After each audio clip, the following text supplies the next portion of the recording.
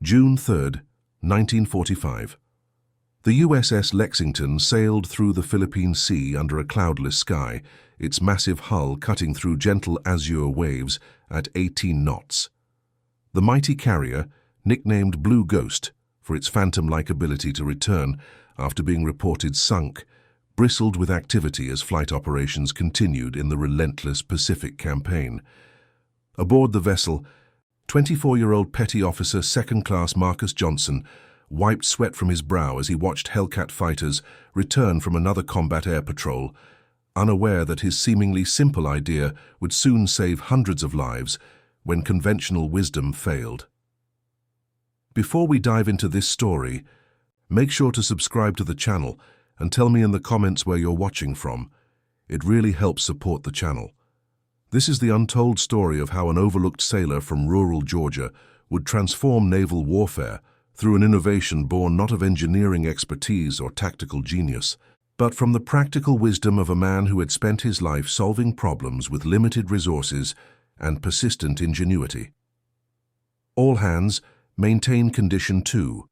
Repeat, all hands maintain condition 2, came the announcement over the ship's intercom system. The Lexington had been at heightened alert for 3 days straight, as intelligence reported increased Japanese air activity from Okinawa. The grinding campaign for the island had entered its 3rd month, and as American forces pushed Japanese defenders into an increasingly desperate position, the Imperial Japanese Navy had stepped up its kamikaze operations with terrifying efficiency. Commander William Hayes stood on the bridge, scanning the horizon with his binoculars.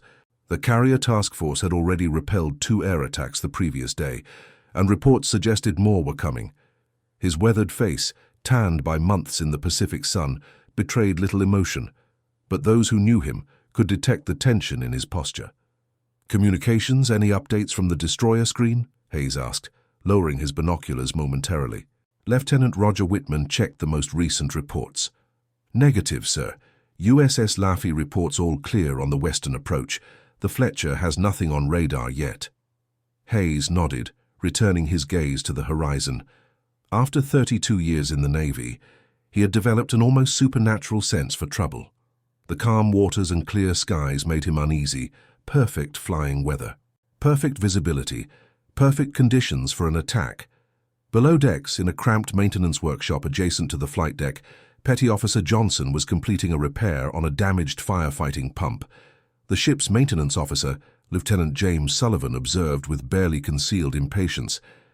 "Johnson, how much longer on that pump? We need all firefighting equipment operational," Sullivan said, checking his watch.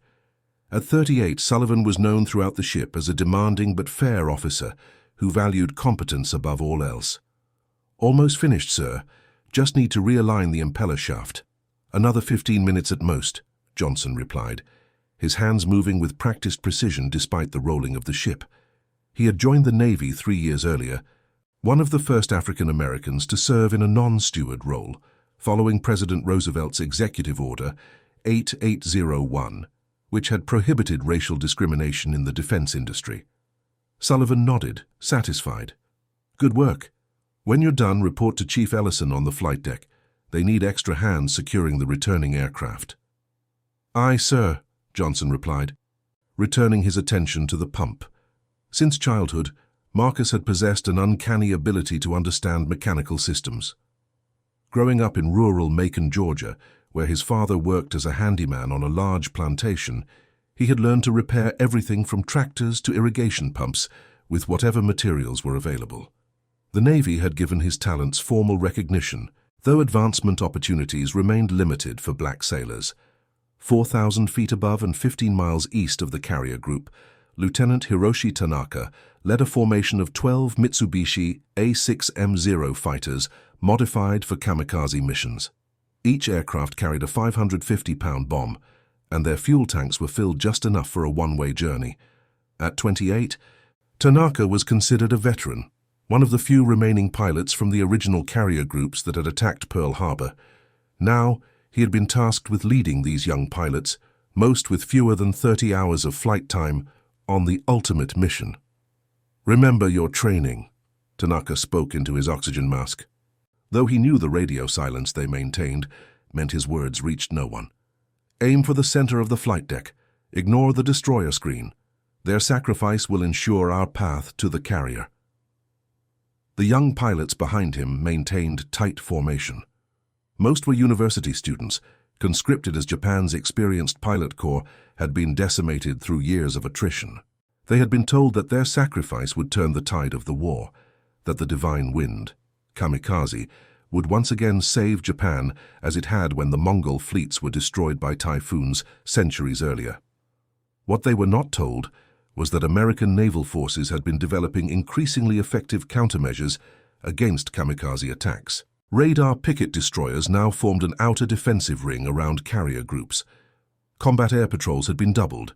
Anti-aircraft guns had been increased, with many ships retrofitted with additional 40mm Bofors and 20mm Oerlikon cannons specifically to create overlapping fields of fire. But still, the kamikaze attacks penetrated with alarming frequency, and when they did, the results were devastating. Aboard the destroyer USS Laffey, 20 miles ahead of the Lexington group, radar technician First Class Thomas Reynolds observed a disturbing pattern emerge on his screen. "Captain, I have multiple contacts bearing 075, range 40 miles, altitude 4,000 feet, Reynolds called out. Captain Frederick Morrison moved quickly to the radar station. The Laffey had already survived one kamikaze attack 2 months earlier off Okinawa, an engagement that had left 29 of his crew dead and the ship barely afloat. They had been repaired and returned to service with remarkable speed, but Morrison knew the psychological toll that the previous attack had taken on his men. "Sound General Quarters. All hands to battle stations. Inform the task group commander immediately," Morrison ordered, his voice calm despite the gravity of the situation. Throughout the Laffey, klaxons blared as sailors raced to their stations. Gun crews uncovered their weapons and loaded ammunition. Damage control teams stood ready with firefighting equipment. The ship's engines increased power, preparing for the high-speed maneuvers that might mean the difference between survival and destruction. Back on the Lexington, the alarm spread quickly through the task group. Flight operations ceased immediately as the deck crews worked frantically to move aircraft below, or secure them tightly to the flight deck. Fighter planes already airborne were vectored toward the incoming threat, but Commander Hayes knew they might not intercept the attackers in time. "Launch the ready fighters," Hayes ordered. "Get our birds in the air now." On the flight deck, Johnson had just reported to Chief Ellison when the General Quarters alarm sounded. Sailors scattered to their battle stations as the enormous elevators began lowering aircraft to the hangar deck. "Johnson, help secure that Hellcat," Ellison shouted over the cacophony of alarms, engines, and shouted orders. Johnson sprinted to where a Grumman F-6F Hellcat fighter was being chained to the deck. The last thing the carrier needed was unsecured aircraft if evasive maneuvers became necessary. In the air, Tanaka's formation had been spotted by American fighters. 3 Hellcats dove from above, guns blazing, scattering the kamikaze formation. 2 Zeros erupted in flames immediately, while another spiraled toward the ocean trailing smoke. But the remaining 9 split into 3 groups of 3, making them harder to intercept as they descended to wave-top height. "Keigun ni Susume, advance to attack," Tanaka called, breaking radio silence for the only time during the mission. His group of 3 Zeros dropped to just 50 feet above the water, making them nearly impossible to detect on radar amidst the ocean's return signal. Aboard the USS Laffey, Captain Morrison watched as his gunners engaged the incoming aircraft. The 5-inch main guns fired proximity shells that exploded in the path of the attackers, while the 40mm and 20mm guns created a virtual wall of tracer fire. "Incoming, port side," someone shouted as one of Tanaka's wingmen, Ensign Yukio Sato, pushed his Zero into a steep climb before rolling over toward the Laffey. Anti-aircraft fire tore into his aircraft, ripping away parts of the wing and engine cowling, but the young pilot maintained his course. The Laffey turned hard to starboard, its wake creating a violent white slash across the blue water. But Sato adjusted his approach. The explosion rocked the destroyer as Sato's aircraft struck just aft of the forward 5-inch gun mount. Flame and black smoke billowed upward as damage control teams raced to the impact site. The Laffey slowed but maintained headway, its guns still firing at the remaining attackers. 2 more kamikazes were shot down by the destroyer screen, but that still left 6 aircraft, including Tanaka's, racing toward the carrier group. On the Lexington, Johnson and the deck crew had secured the last aircraft when the first explosions were visible on the horizon. "They've hit the screen! Incoming!" a lookout shouted. The carrier began evasive maneuvers, its enormous bulk responding sluggishly to the rudder as the engine room pushed the power plants to their limits. The ship's anti-aircraft batteries opened fire, creating a deafening symphony of destruction around the vessel. Johnson raced below decks to his battle station with the damage control team. As he descended the ladder, the ship shuddered violently. They had been hit. Commander Hayes gripped the bridge rail as the shockwave passed through the ship. "Damage report. Direct hit on the portside flight deck, frame 67, came the report from Damage Control Central. Fire crews responding. No report of casualties yet. Hayes knew they had been lucky. The Kamikaze had struck the armored flight deck rather than the more vulnerable areas like the island structure or the elevator openings that led straight to the hangar deck, where dozens of aircraft sat laden with fuel and ammunition. Below, Johnson and his damage control team arrived at the impact site. A 20-foot section of the flight deck had been torn open and burning aviation fuel poured through the gap. 2 decks below, sailors fought the flames with foam and water, but the intensity of the fire made it difficult to approach. "We need to get foam on that fire from above," Chief Warrant Officer Michael Donovan shouted. "If it reaches the ammunition magazine." He didn't need to finish the thought. Everyone present knew that if the fire reached the forward magazine, the Lexington would suffer the same fate as so many carriers before it. A catastrophic explosion that would tear the ship apart. Johnson surveyed the situation quickly. The normal firefighting stations near the impact were damaged, with hoses torn away and pressure lost. But he noticed something the others had missed, an intact water main running along a bulkhead 20 feet from the fire. "Sir, we can tap that main and run a temporary line," Johnson called to Donovan. The warrant officer looked where Johnson was pointing and nodded. "Do it. Take whoever you need." Johnson grabbed 2 other sailors and ran to the main. Using a wrench from his pocket, he began loosening the access fitting while calling instructions to the others. "Pearson, find something we can use as a hose. Matthews, we need a valve control, anything that can regulate flow." Pearson returned minutes later, dragging a section of ventilation duct that had been dislodged in the attack. "Will this work?" Johnson examined it quickly. "Perfect. Help me connect it to this fitting." As they worked to create an improvised fire hose, another explosion rocked the ship. A second kamikaze had struck, this time hitting the starboard side near the island structure. On the bridge, now damaged and filled with smoke, Commander Hayes received reports of the second hit. "Status of the fires?" "Spreading, sir. Damage control teams are engaged, but the forward fire is approaching the magazine area. Chief Donovan reports they're setting up an improvised waterline." Hayes knew the next few minutes would determine whether the Lexington survived. If they lost control of either fire, the chain reaction could doom the ship. Below, Johnson had successfully connected the ventilation duct to the water main. Matthews had returned with a partial valve assembly salvaged from a damaged fire station. "Stand back," Johnson called as he opened the valve. Water surged through the makeshift hose with tremendous pressure, nearly tearing it from their grasp. The 3 men struggled to control it, directing the powerful stream toward the heart of the fire. "It's working!" Pearson shouted as the water began to push back the flames. For 20 minutes, they fought the fire, joined by other teams with conventional equipment as they arrived. Slowly, they gained the upper hand, pushing the flames away from the critical magazine areas and containing the damage. Above, on the flight deck, the remaining kamikazes had been engaged by the ship's anti-aircraft batteries and the returning fighter cover. 3 more were shot down in spectacular explosions, but Lieutenant Tanaka's aircraft continued its approach, weaving through the defensive fire with the skill of a veteran pilot.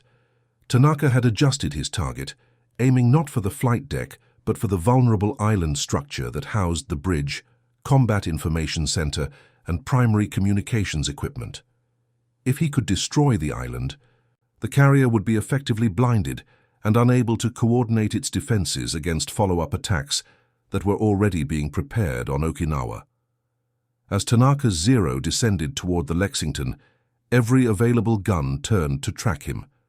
Tracers converged on his aircraft, tearing into the fuselage and wings, but the Zero continued its dive. At the last moment, the port wing separated from the fuselage, sending the aircraft into a spin that carried it away from the island, but directly toward the forward elevator and the hangar deck below, where dozens of fueled and armed aircraft waited. The impact was catastrophic. The Zero crashed through the elevator opening, its bomb detonating in the hangar deck. The explosion ignited aviation fuel, creating a massive fireball that blew back through the elevator opening and swept across part of the flight deck. Johnson felt the explosion as a pressure wave that knocked him and his team off their feet. Alarms blared throughout the ship as new damage control challenges emerged. All available damage control teams to the hangar deck. Came the announcement over the surviving communication systems. Johnson and his team secured their improvised firefighting setup and raced toward the new crisis. As they approached the hangar deck, they were met by a wall of heat and thick black smoke pouring through every opening. "We can't get in there with conventional equipment," Donovan said as they arrived at the hangar deck access. "The temperature's too high and the smoke is too thick." Johnson studied the situation, his mind racing. The hangar deck contained the heart of the carrier's striking power, its aircraft. If they lost the hangar deck to fire, the ship might survive, but it would be effectively neutralized as a fighting platform. "Sir," Johnson said to Donovan, "I have an idea. It's unconventional, but it might work." Donovan, desperate for any solution, nodded. "Let's hear it." Johnson explained his concept quickly. Growing up, he had seen plantation workers control brush fires by using wet burlap sacks to beat down flames while simultaneously depriving them of oxygen. On a much larger scale, they might be able to do something similar here. If we take the largest canvas tarps from the aircraft tie-downs, soak them in water, and then have teams advance behind them like shields, we can approach the fire while being protected from the worst of the heat. The wet canvas will also help displace oxygen and smother the flames. Donovan considered the idea for only seconds before nodding. "It's worth trying. Nothing else is working. Gather your materials and assemble volunteers." Within minutes, Johnson had organized 3 teams of 6 men each. They had located heavy canvas aircraft covers and were soaking them in water from a nearby damage control station. "Remember, stay low, move slowly, and keep the canvas between you and the flames," Johnson instructed the teams. "We move in, smother what we can, retreat, re-wet the canvas and go again." The first team, with Johnson in the lead, approached the hangar deck access. The heat was intense, nearly unbearable, but the wet canvas provided just enough protection to make progress possible. They advanced slowly, using the giant wet tarps to smother aircraft that were beginning to catch fire, but hadn't yet become fully engulfed. For over an hour, the teams rotated through the hangar deck, gradually pushing back the flames and preventing them from spreading to additional aircraft. Their unconventional approach was working, but it was grueling, dangerous work. 3 men were taken to sickbay with burns and smoke inhalation, but the rest continued the fight. As Johnson led his team in for their 4th rotation, he noticed that the water they were using to soak the tops was becoming less effective as the heat instantly vaporized much of the moisture. They needed something that would penetrate the canvas more deeply and resist evaporation. An idea struck him as he remembered how his mother had prepared soap at home, using lye and leftover cooking oil. The resulting mixture had a remarkable ability to penetrate fabrics. If they could create a similar solution, perhaps mixed with the firefighting foam. Johnson rushed to find Chief Donovan, who was coordinating the damage control efforts from just outside the hangar deck. "Sir, I have another idea," Johnson said, his face streaked with soot and sweat. "We need to create a mixture of foam concentrate and cooking oil from the galley, then soak the tarps in that instead of just water."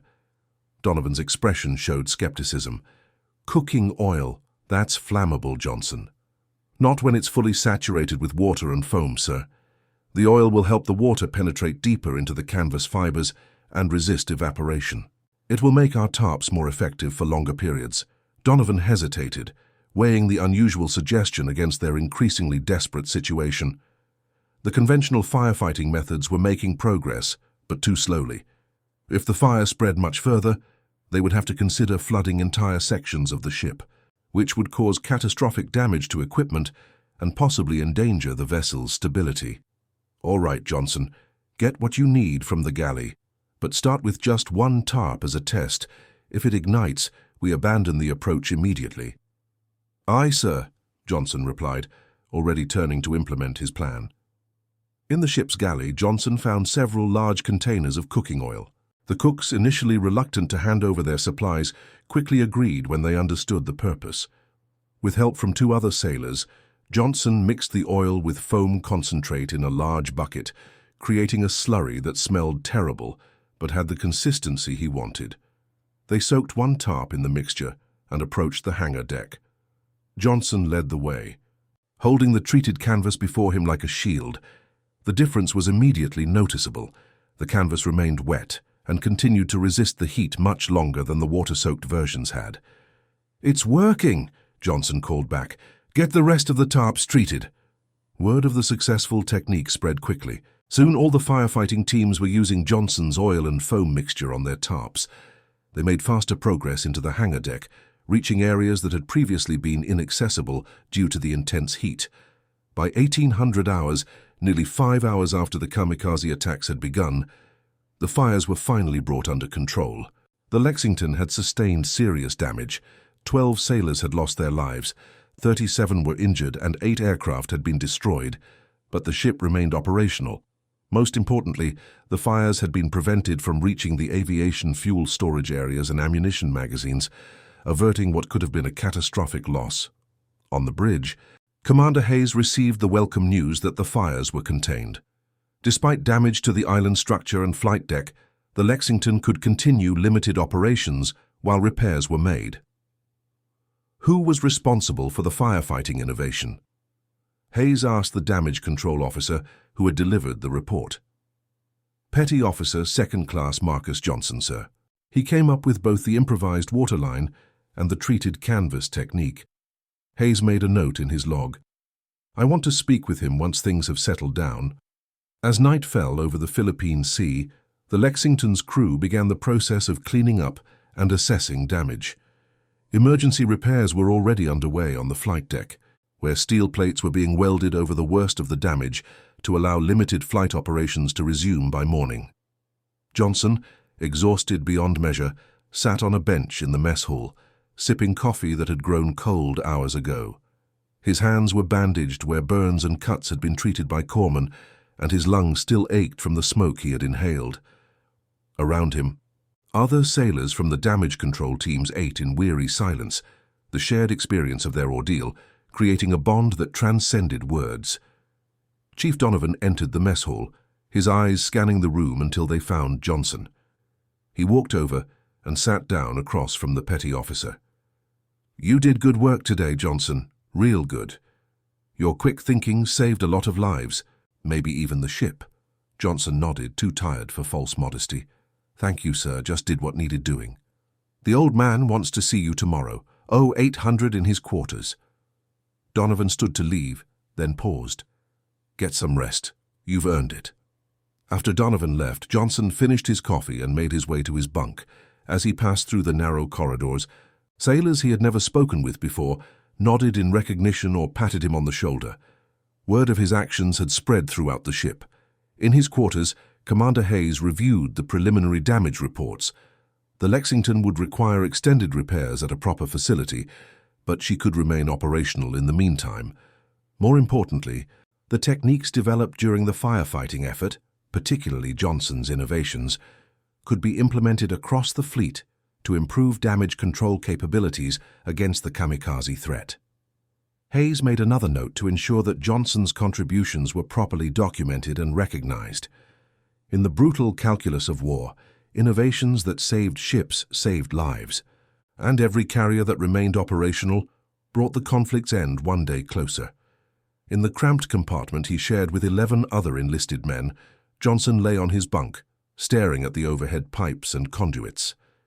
His thoughts drifted to the events of the day, the near disaster they had averted, and what might come next.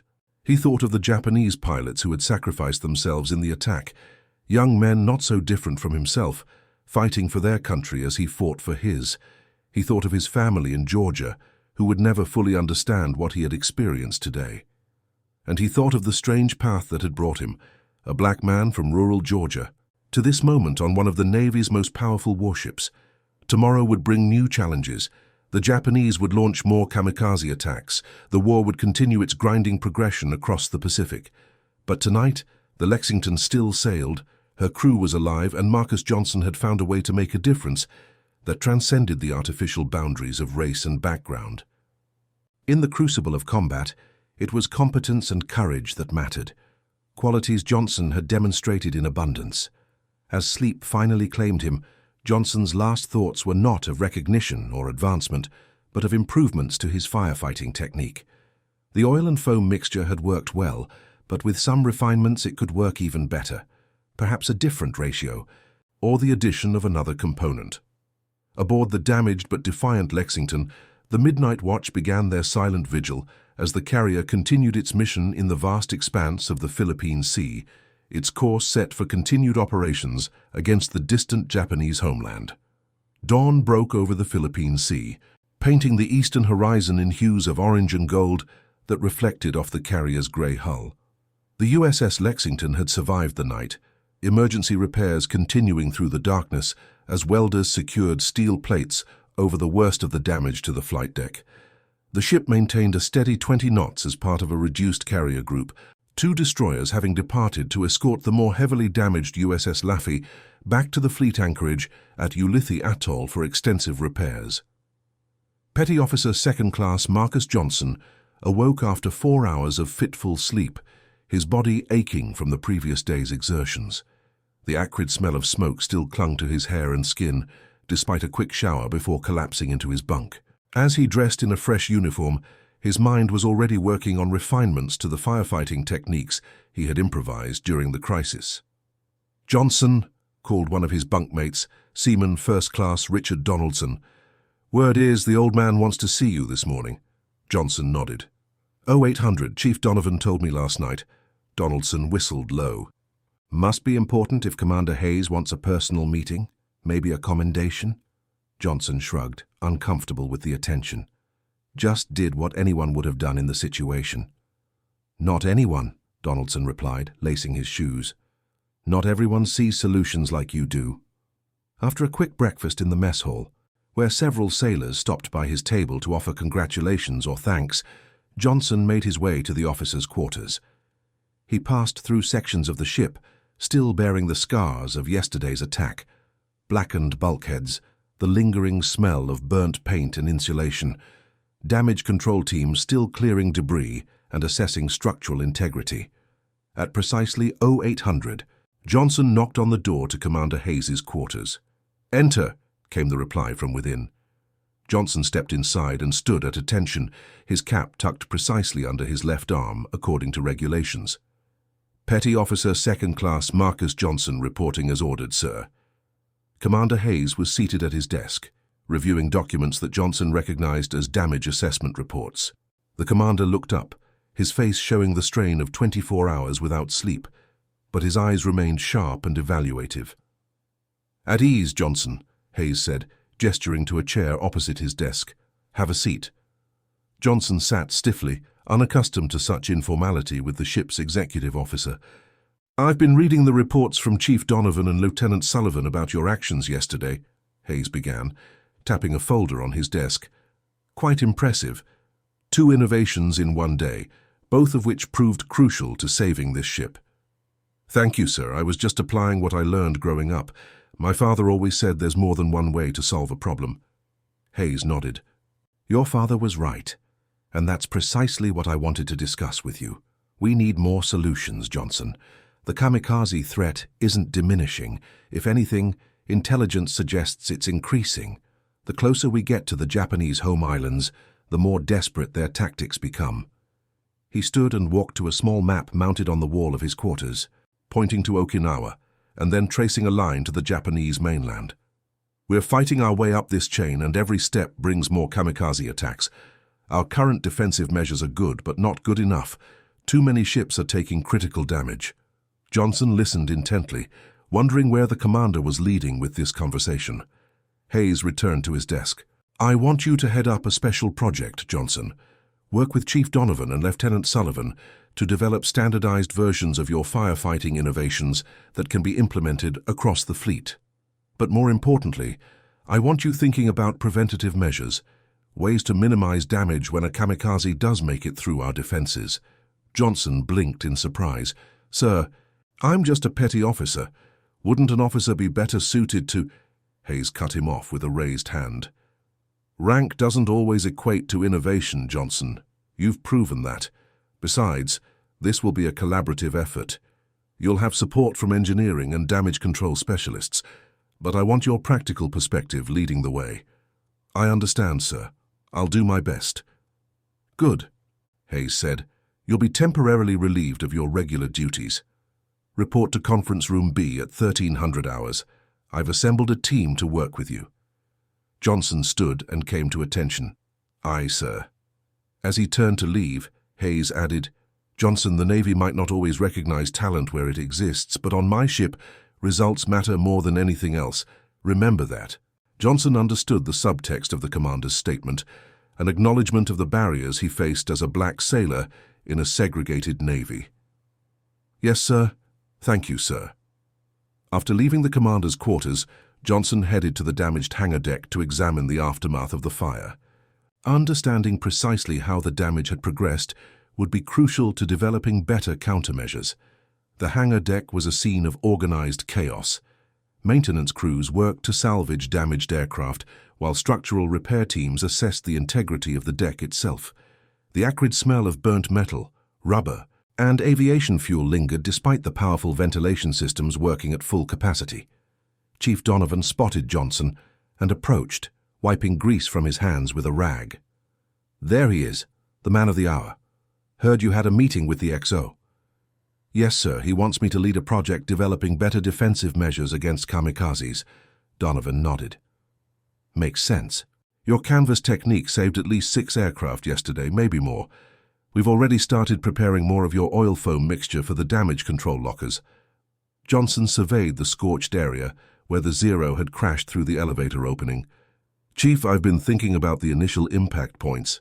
If we could somehow create a barrier that would cause the aircraft to detonate before reaching critical areas." "Like a screen or net?" Donovan asked skeptically.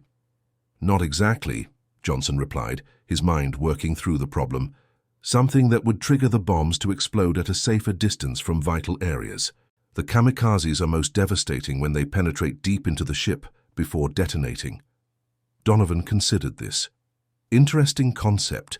Bring it up at the meeting this afternoon. I'll be there, along with Lieutenant Sullivan and representatives from engineering." At 1300 hours, Johnson arrived at Conference Room B to find it already occupied by 6 officers and 3 chief petty officers, including Chief Donovan. Lieutenant Sullivan nodded to Johnson as he entered. "Gentlemen, this is Petty Officer Johnson, whose innovations helped save our ship yesterday," Sullivan said by way of introduction. "Commander Hayes has assigned him to lead this project, with our collective support." Johnson noted a few raised eyebrows at the announcement that an enlisted man, a black enlisted man, would be leading a project with officers involved. But no objections were voiced. For the next 2 hours, the group analyzed the kamikaze threat and existing countermeasures. They reviewed action reports from other ships that had survived attacks, studying damage patterns, impact points, and defensive successes and failures. "The problem," Lieutenant Commander Robert Wilson from Engineering explained, "is that our current anti-aircraft defenses can't guarantee 100% interception. Even with proximity fuses and increased gun coverage, some aircraft will get through, especially in mass attacks. And once they're past the gun line, we have no effective defense," added Lieutenant Junior Grade Thomas Franklin, a damage control specialist. "We can only react after impact." Johnson had been quiet for much of the meeting, listening intently and taking notes. Now, as the discussion seemed to reach an impasse, he cleared his throat. "Sir, may I suggest an approach?" Sullivan nodded. "That's why you're here, Johnson. Let's hear it." Johnson stood and moved to the blackboard at the front of the room. "Based on the damage reports and what I observed yesterday, Kamikaze aircraft cause the most destruction when they penetrate deep into the ship before detonating, or when they hit critical areas like the island or elevator openings. He sketched a simple outline of a carrier. What if we could create a system that would cause incoming aircraft to detonate before reaching these critical areas? A sacrificial outer layer, so to speak. Like extra armor plating? Asked one of the engineering officers. No, sir. Weight and construction time would make that impractical, Johnson replied. I'm thinking of something simpler, a curtain of water. The room fell silent as the officers exchanged glances. A curtain of water, Sullivan repeated, skepticism evident in his voice. Yes, sir, Johnson continued, undeterred. Many of the kamikaze aircraft use contact fuses on their bombs or are relying on the impact itself to cause the fuel and ammunition to detonate. If we could create a dense wall of water around the ship's vulnerable points, it might trigger premature detonation or at least disrupt the aircraft's trajectory. He quickly sketched a system of pipes running along the exterior edges of the flight deck and island structure. We could install nozzles at intervals connected to the ship's firefighting system. When kamikaze aircraft are detected approaching, the system activates, creating a curtain of water extending outward and upward from the ship. Lieutenant Commander Wilson stroked his chin thoughtfully. The water resistance could potentially trigger contact fuses, and even if it doesn't cause detonation, it could disrupt the pilot's visibility or control in the final approach. But the water pressure required would be enormous, objected another engineering officer. We'd need to dedicate pumps specifically to this system. Johnson nodded. Yes, sir, that's true, but compared to the cost of losing a ship... He let the implication hang in the air. Chief Donovan had been studying Johnson's sketch. What about using the mixture you developed yesterday? If we added foam concentrate or even your oil mixture to the water, it would create a more substantial barrier. And it would cling to the aircraft, added Johnson, warming to Donovan's suggestion, potentially fouling control surfaces or blocking the pilot's vision. For the next hour, the group refined the concept. Engineers calculated pressure requirements and nozzle specifications. Damage control specialists determined optimal placement for maximum protection of vulnerable areas. Supply officers assessed material requirements for fleet-wide implementation. By the end of the meeting, what had begun as Johnson's simple suggestion had evolved into a comprehensive defensive system. They called it the Perimeter Water Defense System, though informally, some were already referring to it as Johnson's Curtain. We'll present this to Commander Hayes tomorrow morning, Sullivan announced as the meeting concluded. If he approves, we'll begin installation of a prototype immediately, using materials already aboard. Johnson, prepare detailed schematics tonight. Chief Donovan will assist. As the group dispersed, Lieutenant Commander Wilson approached Johnson. That was impressive, Johnson. Where did you learn to think like that? Johnson hesitated before answering. My father worked as a handyman on a plantation near Macon, Georgia, sir. He could fix anything with whatever was available. I guess I inherited that from him. Wilson nodded. Well, it's a valuable skill. The Navy needs men who can think beyond conventional solutions. Throughout the night, Johnson and Chief Donovan worked on detailed schematics for the water curtain system. By morning, they had produced plans that could be implemented using materials available aboard the Lexington, with minimal fabrication required. At 0800, they presented the concept to Commander Hayes, who listened without interruption as Johnson explained the system's operation and potential benefits. When Johnson finished, Hayes was silent for a moment, studying the schematics spread across the conference table. Finally, he looked up. How soon can you have a prototype installed? Lieutenant Sullivan answered. With dedicated personnel and priority access to materials, we could have a section operational on the port side in 48 hours, sir. Make it 24, Hayes replied. Intelligence reports indicate another wave of kamikaze attacks expected within 3 days. I want at least partial protection in place before then. Aye, sir, Sullivan acknowledged. We'll need Johnson to supervise the installation. Hayes nodded. Granted. So assign whatever personnel and resources they need. He turned to Johnson. This is your concept, petty officer. Make it work. Yes, sir, Johnson replied, feeling the weight of responsibility settle on his shoulders. For the next 24 hours, Johnson barely slept as he directed the installation of the prototype system. Pipes were rerouted from secondary firefighting systems, nozzles were fabricated in the machine shop, and mounting brackets were welded to the exterior of the portside flight deck edge. By sunset the following day, a 75-foot section of the system was ready for testing. Johnson stood on the flight deck with Commander Hayes, Lieutenant Sullivan, and Chief Donovan as final preparations were made. "Pressure at 80%, sir," reported a machinist's mate monitoring the control panel they had installed. "Ready for activation on your order." Hayes nodded to Johnson. "Your system, Petty Officer. You give the order." Johnson took a deep breath. "Activate the system." The machinist's mate turned a valve, and seconds later, a massive wall of water erupted from the nozzles along the flight deck edge. The water sprayed outward and upward, creating a dense curtain that extended nearly 30 feet from the ship's side and reached 40 feet above the flight deck. "Increase to full pressure," Johnson ordered. As the pressure increased, the water curtain became more substantial, the roar of the water nearly drowning out all other sounds on the deck. Hayes watched the demonstration with narrowed eyes, mentally calculating the system's effectiveness against an incoming aircraft. After several minutes, he gave a short nod. "Shut it down." As the water curtain subsided, Hayes turned to Johnson. "How much water did that use?" "Approximately 800 gallons per minute at full pressure, sir," Johnson replied. "The system can be activated in sections to conserve water and pressure if needed." "And the mixture you mentioned? The oil and foam compound. We've prepared tanks that can inject the mixture into the water flow. We haven't tested it yet, but calculations suggest it would create an even more substantial barrier." Hayes paced the deck, considering. "Install the remaining sections as quickly as possible.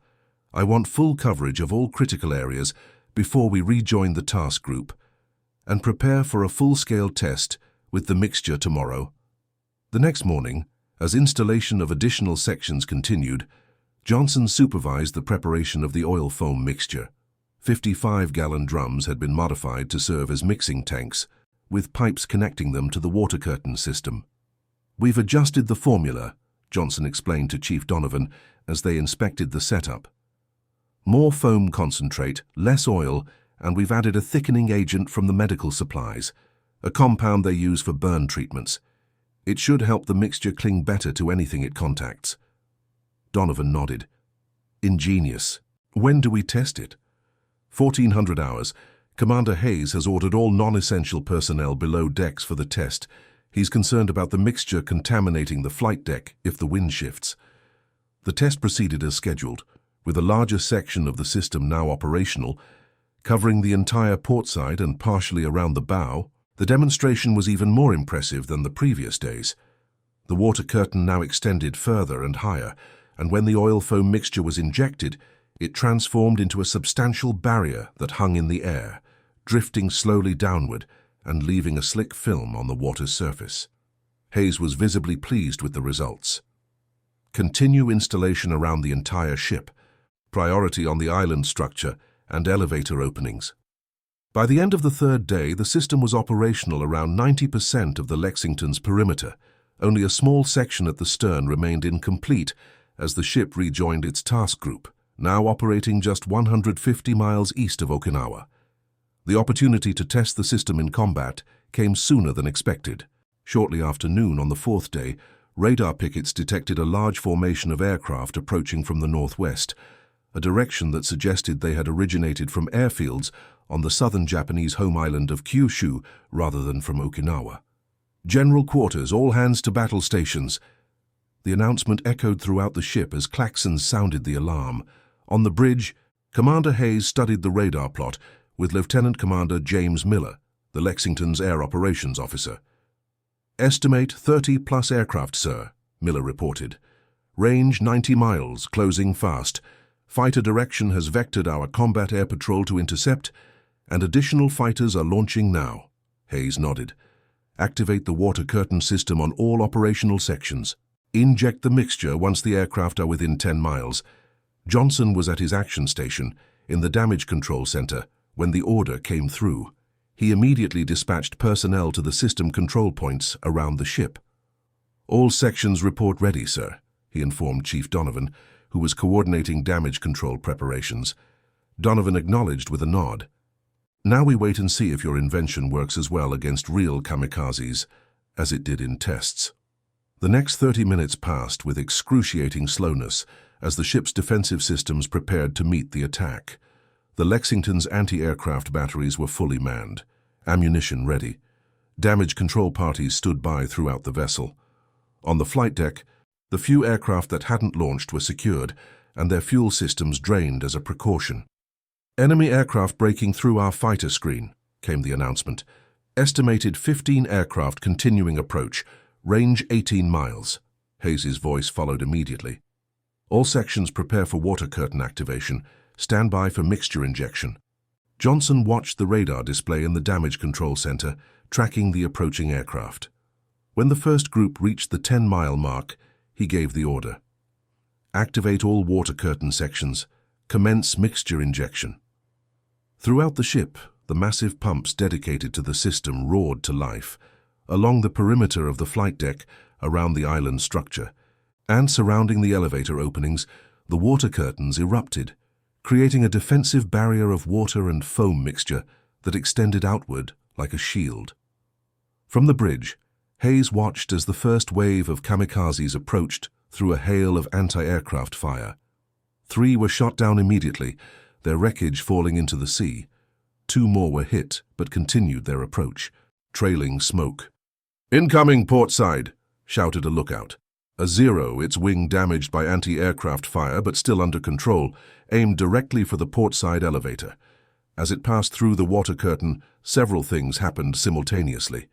The dense mixture coated the aircraft, obscuring the pilot's vision. The contact with the substantial water barrier disrupted the Zero's flight path, causing it to tilt slightly upward. And most importantly, the impact triggered the bomb's fuse. The explosion occurred approximately 40 feet from the ship's side, well short of the intended target. Fragments of the aircraft and bomb peppered the hull and flight deck, but the critical damage that would have resulted from a direct hit was avoided. "It worked!" someone shouted on the bridge.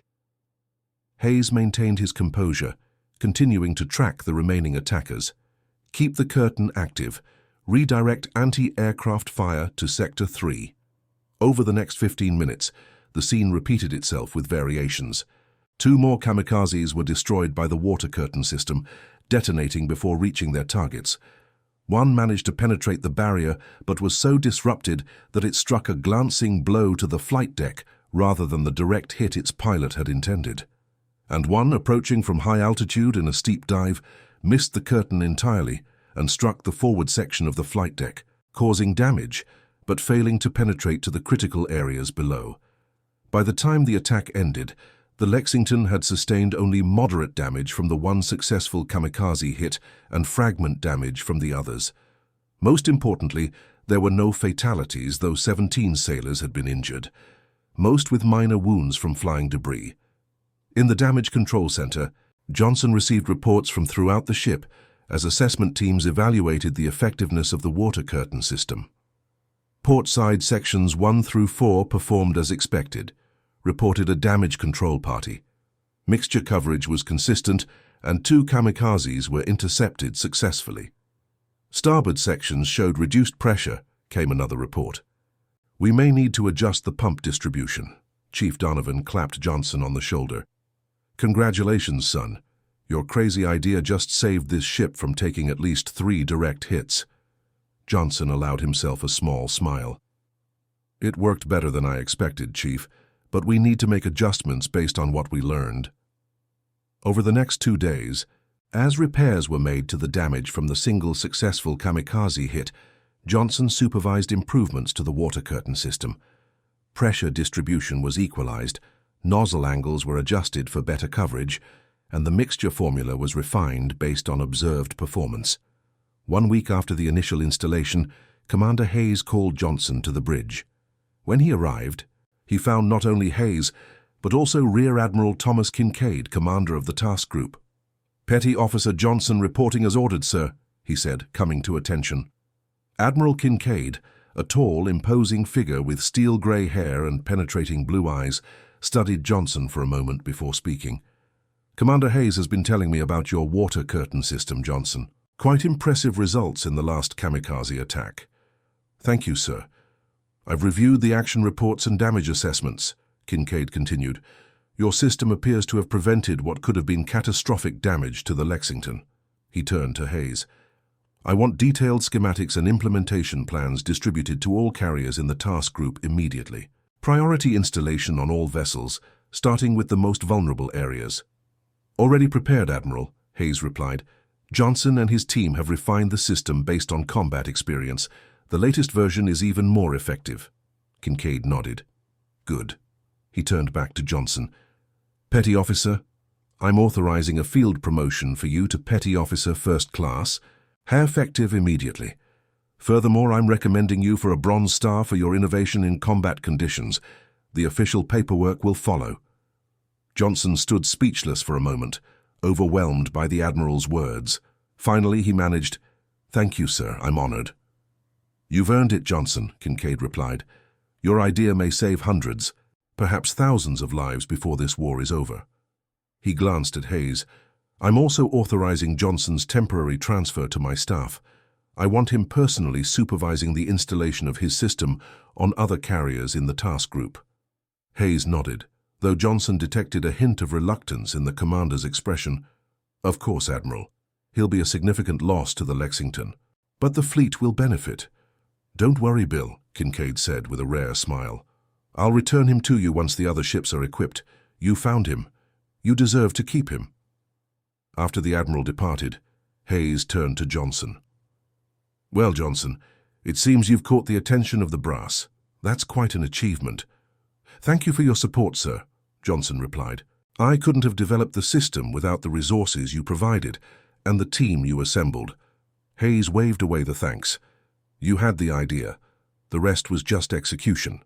He paused, then added, "You know, when this war is over, there will be opportunities for men with your talents. The Navy is changing, slowly perhaps, but changing nonetheless." "I hope so, sir," Johnson said quietly.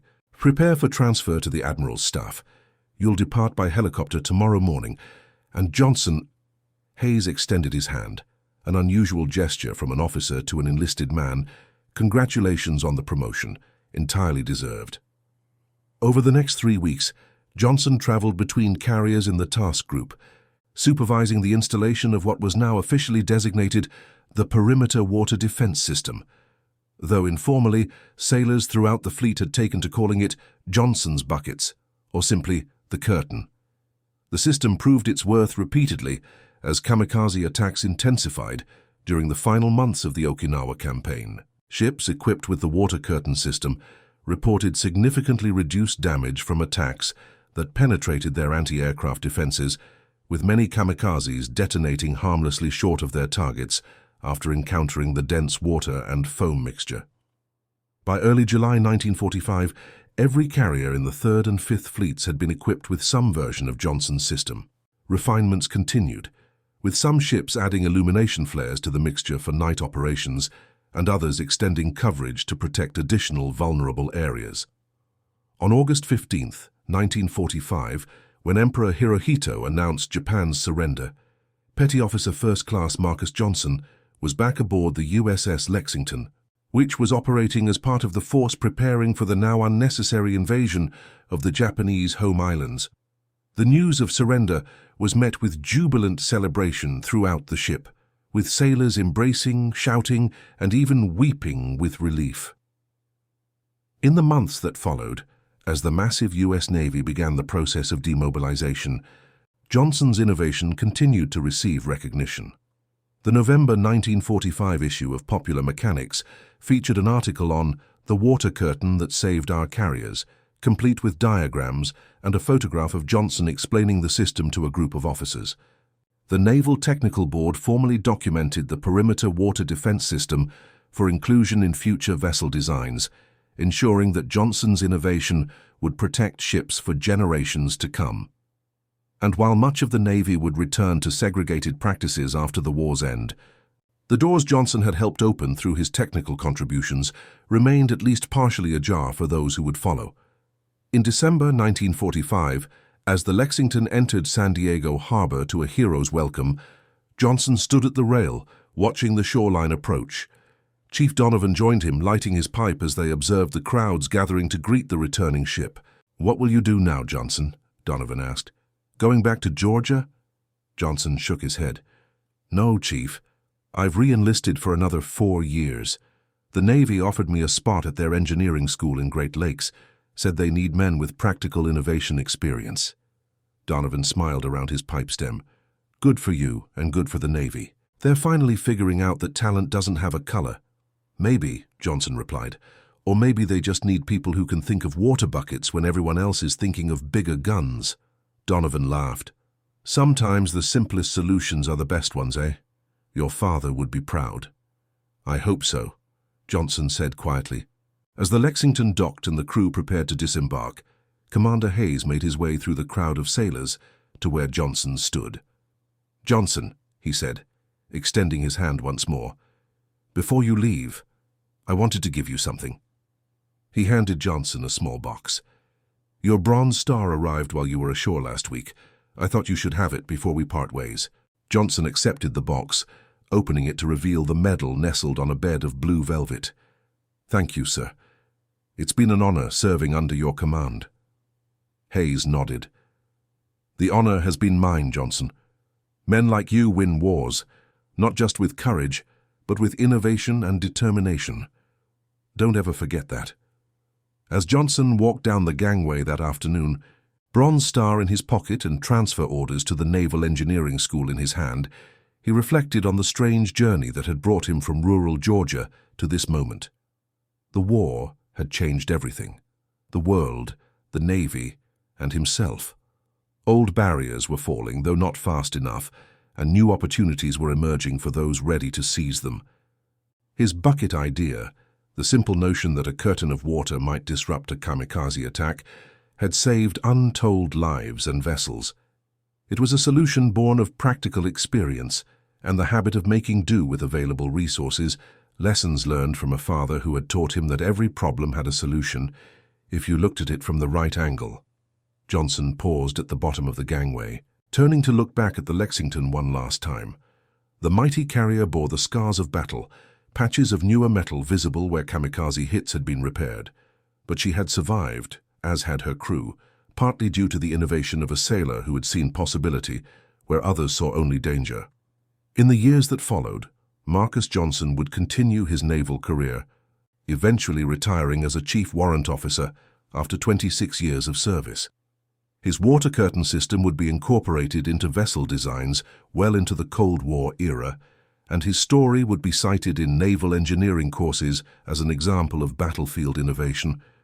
But on that December afternoon in 1945, as he turned away from the Lexington and toward his future, what mattered most to Johnson was not the recognition or the medals, but the knowledge that his idea, his simple bucket idea, had made a difference when it mattered most. And that concludes our story. If you made it this far, please share your thoughts in the comments. What part of this historical account surprised you most? Don't forget to subscribe for more untold stories from World War II, and check out the video on screen for another incredible tale from history. Until next time.